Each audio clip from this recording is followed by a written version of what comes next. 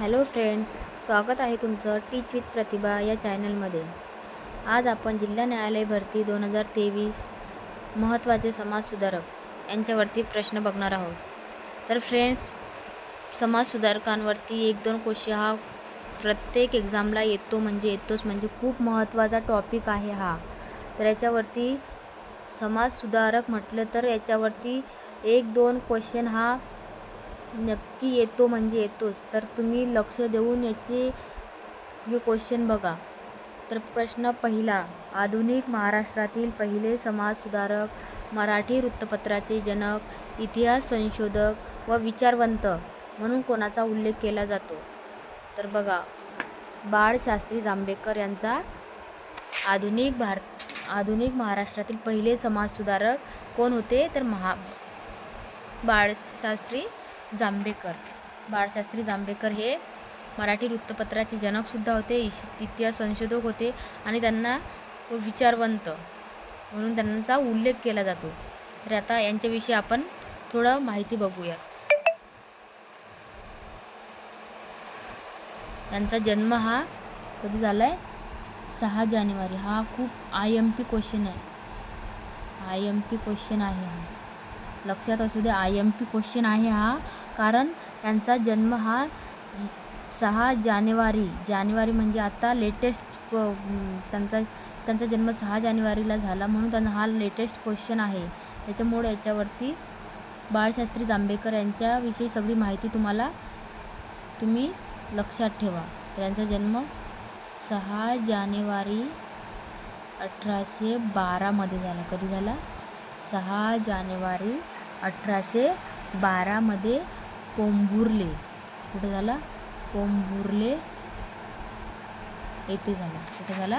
पोंभुर्ले येथे झाला। आता हे पोंभुर्ले कुठे येते? बघा, पोंभुर्ले हे सिंधुदुर्ग, कुठे येते?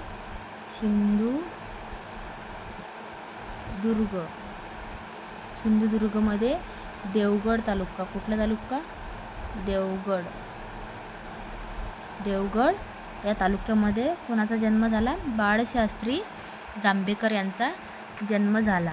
आणि महत्त्वाचं म्हणजे त्यांचा मृत्यू हा वयाच्या 34व्या वर्षी झाला। कधी झाला? हे नोट डाऊन करून ठेवा फ्रेंड्स, वयाच्या 34व्या वर्षी म्हणजे एकदम कमी वयात त्यांचा मृत्यू झाला। आणि त्यांना कुठल्या नावाने टोपण नाव म्हणजे कुठल्या नावाने बोलायचे? तर त्यांना आचार्य, कुठल्या नावाने बोलायचे? आचार्य हे त्यांचं काय आहे? टोपण नाव आहे। काय आहे त्यांचं टोपण नाव? काय आहे? आचार्य।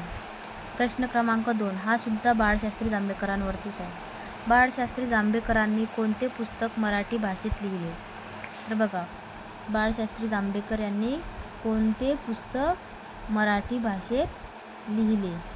कुठले पुस्तक आहे ते? मग शून्यलब्धी। कोणतं?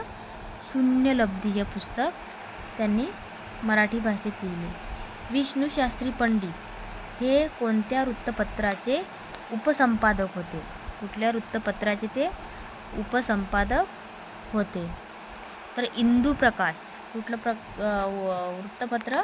इंदुप्रकाश या वृत्तपत्राचे ते काय होते? उपसंपादक होते। काय होते? उपसंपादक होते। आता विष्णुशास्त्री विषयी, तर विष्णुशास्त्री पंडित यांचं पूर्ण नाव काय? याच्यावरती सुद्धा क्वेश्चन येतो। विष्णुशास्त्री पंडित यांचं पूर्ण नाव आहे विष्णू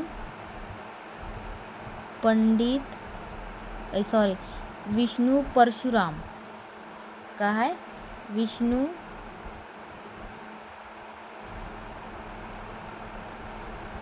परशुराम पंडित। काय? विष्णू परशुराम पंडित हे काय त्यांचं पूर्ण नाव आहे। आणि त्यांना कुठल्या टोपण नावाने ओळखायचे? ईश्वरचंद। कुठल्या? ईश्वरचंद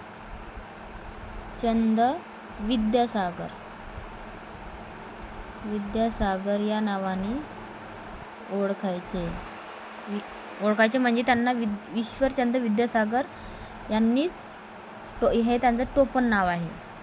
आणि त्यांचा जन्म हा सातारा येथे झाला. कुठं झाला? सातारा बावधन येथे. कुठं झाला? सातारा बावधन येथे. विष्णू शास्त्री पंडित यांचा जन्म कुठं झाला? सातारा बावधन या ठिकाणी विष्णू शास्त्री पंडित यांचा जन्म झाला. प्रश्न क्रमांक 4. कोणत्या सालापासून विष्णू शास्त्री पंडित यांनी विधवा विवाहाचे कार्य हाती घेतले? हे बघा, प्रत्येक क्वेश्चन एका समाजसुधारकावर किती सारे क्वेश्चन निघतात. त्यांनी जेवढ्या कामगिरी केल्यात, त्यांचं जन्म, गाव, त्यांचा जन्म, भरपूर क्वेश्चन समाजसुधारकावरती आहेत. तर समाजसुधारक हा टॉपिक खूप महत्त्वाचा आहे.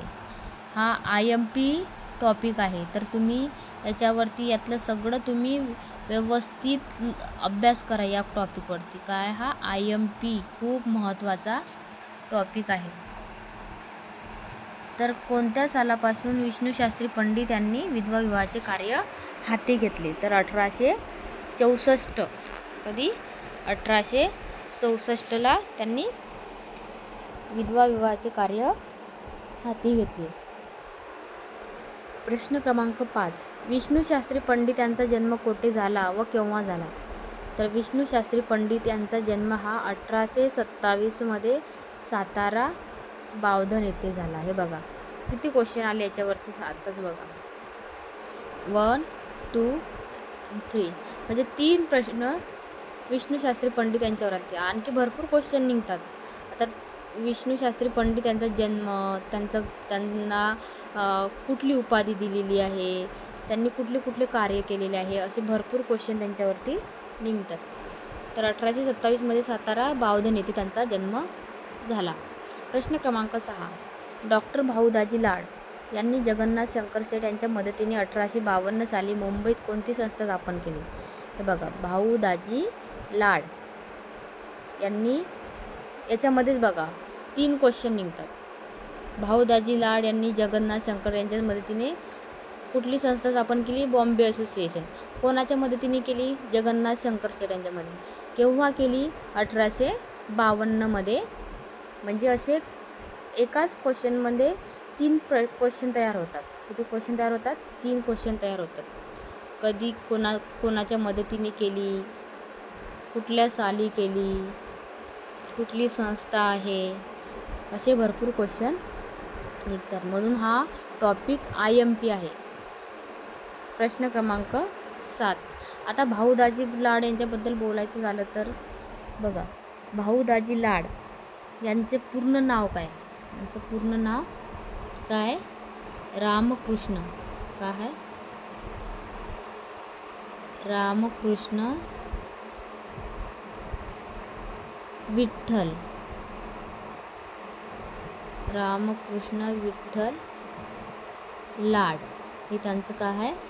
पूर्ण नाव. भाऊदाजी लाड यांचं पूर्ण नाव काय आहे? रामकृष्ण विठ्ठल लाड. आता यांनी ईस्ट इंडिया असोसिएशन, कुठली कंपनी? East India association.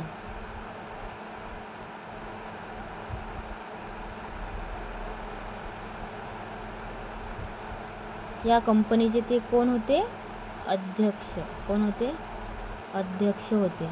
अध्यक्ष ते होते, परंतु स्थापन कोणी केली? दादाभाई नौरोजी यांनी. कोणी? दादाभाई नौरोजी यांनी काय केली? ती स्थापन केली आणि त्याची एक शाखा मुंबईमध्ये काढली. आणि त्या मुंबईमधल्या शाखेचे अध्यक्ष कोण होते? भाऊदाजी लाड, म्हणजेच रामकृष्ण विठ्ठल लाड. प्रश्न क्रमांक 7. शतपत्रे ही गोपाळ हरी देशमुख यांनी कोणत्या साप्ताहिकातून प्रसिद्ध केली? तर गोपाळ हरी देशमुख यांनी कुठल्या साप्ताहिकातून प्रसिद्ध केली? प्रभाकर. कुठलं साप्ताहिक आहे ते? प्रभाकर या साप्ताहिकातून प्रसिद्ध केली. गोपाळ हरी देशमुख बघा, गोपाळ हरी देशमुख यांचा जन्म हा 18 फेब 1823ला झाला. कधी झाला? 18 फेब 1823ला त्यांचा काय झाला? जन्म झाला. कुठे झाला? पुणे. कुठे झाला? पुणे या ठिकाणी गोपाळ हरी देशमुख यांचा जन्म झाला. त्यांना कुठल्या टोपण नावाने ओळखायचे? लोकहितवादी. कुठल्या? लोकहितवादी या टोपण नावाने गोपाळ हरी देशमुख यांना ओळखायचे. बघा किती क्वेश्चन तयार झाले याच्यामध्ये. गोपाळ हरी देशमुख यांना कुठल्या टोपण नावाने ओळखायचे, त्यांचा जन्म, कुठे जन्म झाला आणि त्यांनी कुठले कुठले कार्य केले, साप्ताहिक कुठले कुठले लिहिले, हे असे भरपूर क्वेश्चन एकाच समाजसुधारकांवर विचारू शकतात. प्रश्न क्रमांक 8. कुणी कुष्ठरोगांवर एक उत्कृष्ट औषध शोधून काढले म्हणून त्यांना धन्वंतरी म्हणून ओळखले जाते? बघा भाऊ दाजी लाड यांच्यावरती बघा क्वेश्चन किती येतात. म्हणजे भरपूर समाजसुधारकांवरती असे भरपूर क्वेश्चन आहेत. भाऊ दाजी लाड यांना काय म्हणतात? धन्वंतरी. काय बोलतात? धन्वंतरी. धन्वंतरी म्हणून ओळखले जाते. तर का? तर त्यांनी काय केलं? कुष्ठरोगांवर, कोणावर? कुष्ठरोगांवर एक उत्कृष्ट औषध शोधून काढलं म्हणून त्यांना काय बोलतात? धन्वंतरी असे बोलतात. प्रश्न क्रमांक 9. परत गोपाळ हरी देशमुख यांचा जन्म कोठे व कधी झाला?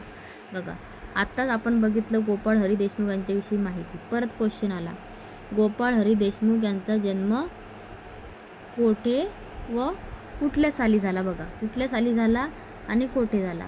त्यांचा जन्म पुणे येथे 1823ला झाला. कधी झाला? 1823. प्रश्न क्रमांक 10. मिठावरील करांच्या विरुद्ध कोणत्या समाजसुधारकाने 1844 मोर्चा काढला? मिठावरील कराच्या विरुद्ध कोणत्या समाजसुधारकाने 1844 काय काढला? मोर्चा काढला. तर कोणी काढला? बघा दादोबा पांडुरंग तरखडकर यांनी 1844 मोर्चा काढला. कोणाच्या विरुद्ध काढला? मिठावरील कराच्या विरुद्ध. प्रश्न क्रमांक 11. मानव धर्म सभेच्या प्रचारासाठी कोणता ग्रंथ लिहिला? मानव धर्म सभेच्या प्रचारासाठी कोणता ग्रंथ लिहिला? तर कुठला ग्रंथ लिहिला? धर्म विवेचन. प्रश्न क्रमांक 12. सुरत येथे दादोबा तरखडकर यांनी मानव धर्मसभा कोणत्या साली स्थापन केली? बघा मानव धर्मसभा कोणी स्थापन केली? दादोबा पांडुरंग तरखडकर यांनी काय केली? मानव धर्मसभा स्थापन केली. बघा इथंच 2 क्वेश्चन झाले. मानव धर्मसभा दादोबा पांडुरंग तरखडकर यांनी स्थापन केली. आणि त्याच्या प्रचारासाठी कोणता ग्रंथ लिहिला? धर्मविवेचन. आणि मानव धर्मसभा कोणत्या साली स्थापन झाली? तर 1844 साली स्थापन झाली. प्रश्न क्रमांक 13. मराठी भाषेचे पाणिनी. बघितलं दादोबा पांडुरंग तरखडवरती किती क्वेश्चन आलेत. दादोबा पांडुरंग तरखडकर यांनी मानव धर्मसभा स्थापन केली, मानव धर्मसभा स्थापन केली, मिठावरील कराच्या विरुद्ध मोर्चा काढला,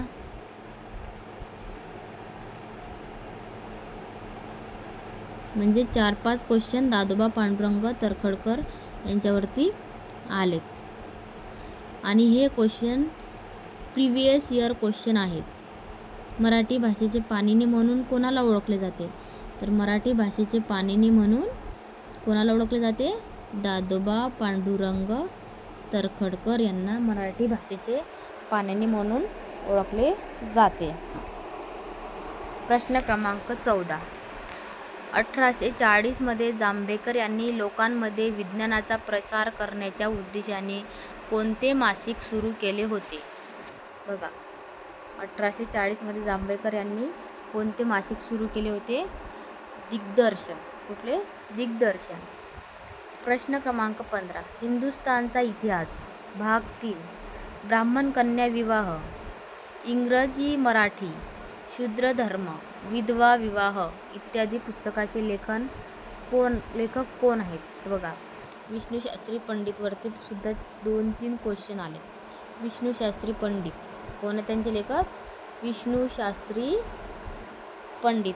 सगळं नोट डाऊन करायचं फ्रेंड्स. हे बघा, विष्णू शास्त्री पंडित, याच्याविषयी यांचा जन्म कोठे झाला, यांनी कुठले कार्य केले, यांनी कुठल्या सभा स्थापन केल्या, त्यांनी कुठले बुक्स लिहिलेत, हे सगळं काय करायचं? नोट डाऊन करून ठेवायचं. IMP टॉपिक आहे. प्रश्न क्रमांक 16. आपली पत्नी मृत्यू पावल्यानंतर विष्णू शास्त्री पंडित यांनी कोणत्या विधवा महिलेशी विवाह केला? बघा, आपली पत्नी मृत्यू पावल्यानंतर कुठल्या महिलेशी कोणी विवाह केला? विष्णू शास्त्री पंडितांनी केला. कुणासोबत? कुसाबाई.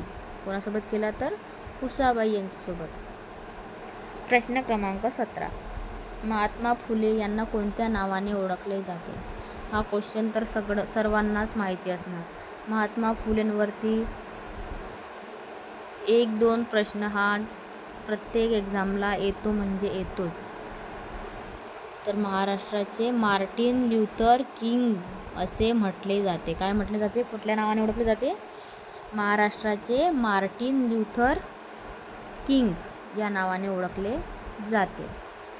प्रश्न क्रमांक 18. आधुनिक भारतातील पहिले समाज क्रांतिकारक कोणास म्हटले जाते? बघा, आधुनिक भारतातील पहिले समाज क्रांतिकारक कोणाला म्हटले जाते? महात्मा फुले. स्त्रियांच्या बाबतीत महात्मा फुलेंना काय म्हटले जाते? स्त्रियांच्या बाबतीत महात्मा फुलेंना स्त्रियांचा उद्धारकर्ता. काय म्हटले जाते? स्त्रियांचा उद्धारकर्ता म्हटले जाते. महात्मा फुले यांचा जन्म 1827 मध्ये कोठे झाला? महात्मा फुले यांचा जन्म 1827 मध्ये पुणे येथे झाला. कुठे झाला? पुणे येथे झाला. आणि हे पण लक्षात असू द्या फ्रेंड्स, महात्मा फुले यांनी त्यांच्या पत्नीला शिकवून, पत्नीला काय केलं? कोण आहेत पत्नी त्यांचे? सावित्रीबाई फुले. सावित्रीबाई फुले यांना त्यांनी खूप म्हणजे लोकांची बोलणे खाऊन, त्यांना लोकांना सामोरे जाऊन त्यांच्या पत्नीला त्यांनी काय केलं? महात्मा फुले यांनी शिकवलं. आणि मुलींची पहिली शाळा ही सुद्धा महात्मा फुले यांनीच काढली. हे सुद्धा लक्षात असू द्या. IMP क्वेश्चन आहे.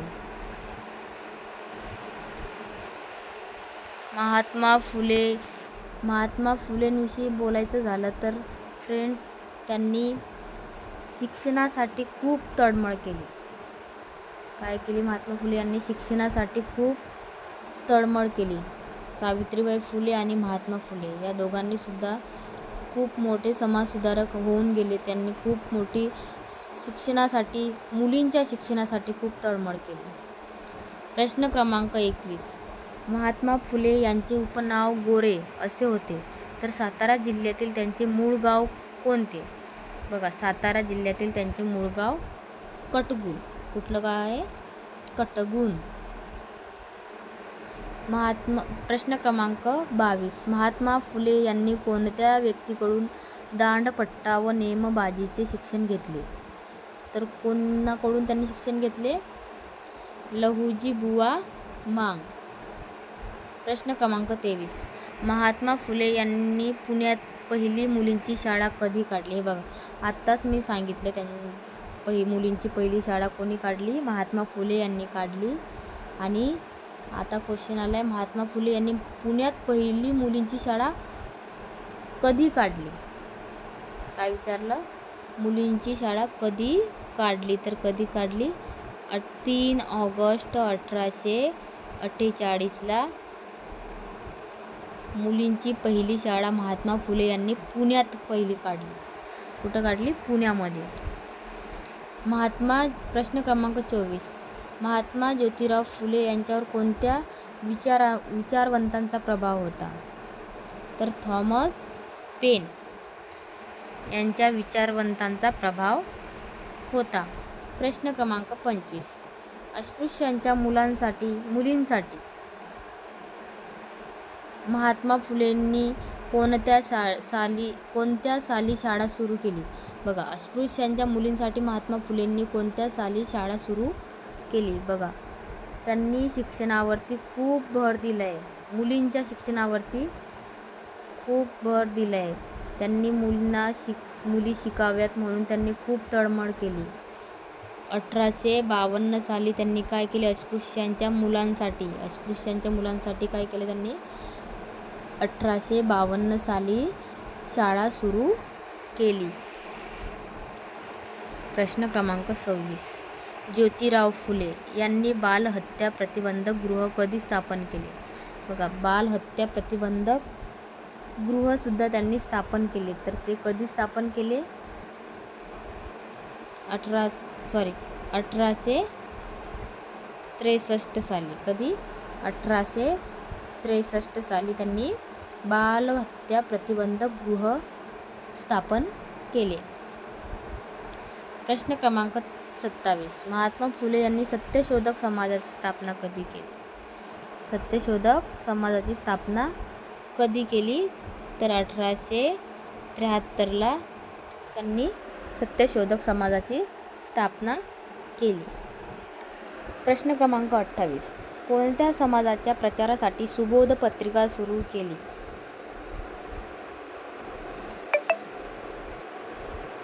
कोणत्या समाजाच्या प्रचारासाठी सुबोध पत्रिका सुरू केली? तर कुठला? प्रार्थना समाज. कुठला समाज?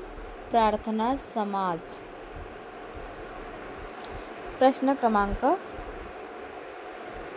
29.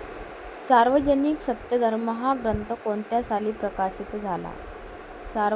सार्वजनिक सत्यधर्म हा ग्रंथ कधी प्रकाशित झाला? कधी झाला? 1891 मध्ये प्रकाशित झाला. महात्मा फुले यांनीच हा ग्रंथ लिहिला. महात्मा फुलेंनी हा ग्रंथ लिहिलाय. प्रश्न क्रमांक 30. 11 मे 1888 रोजी कोणाच्या हस्ते मुंबईत महात्मा फुले यांना महात्मा ही पदवी बहाल करण्यात आली? बघा, महात्मा फुले यांना महात्मा ही पदवी, कुठली पदवी? महात्मा ही पदवी त्यांना बहाल करण्यात आली. कधी? 11 मे 1888 रोजी त्यांना महात्मा ही पदवी कुठं देण्यात आली? मुंबई या ठिकाणी. कोणाच्या हस्ते? राव बहादूर बेडेकर यांच्या हस्ते 1888 मध्ये त्यांना ही पदवी कुठली देण्यात आली? महात्मा ही पदवी देण्यात आली. बघा, याच्यामध्येच किती क्वेश्चन आले? 3-4 क्वेश्चन एका क्वेश्चनमध्ये येतात. तर फ्रेंड्स, खूप महत्त्वाचे क्वेश्चन आहेत. तुम्ही नक्की समाजसुधारक हा टॉपिक एकदम चांगल्या प्रकारे करून ठेवा, कारण समाजसुधारकांवरती भरपूर क्वेश्चन हमखास विचारतातच, कुठल्याही एक्झामला विचारतात. तर फ्रेंड्स, नक्की हे क्वेश्चन तुम्ही व्यवस्थित समाजसुधारकांवरती करून ठेवा. आणि चॅनलला सबस्क्राईब नसेल केलं तर प्लीज चॅनलला सबस्क्राईब करा. तुमच्यासाठी खूप महत्त्वाचे क्वेश्चन मी घेऊन येते.